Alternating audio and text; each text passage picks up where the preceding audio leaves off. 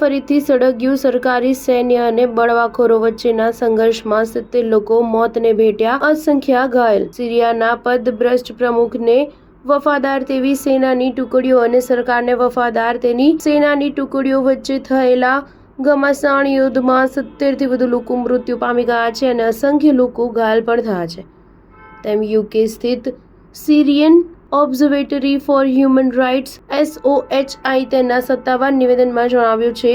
મૃત્યુ પામેલામાં સરકારી દળોના 35, અસદ-તરફી લશ્કરી ટુકડીઓના 32 અને 4 નાગરિકોના પણ મૃત્યુ થયા હતા.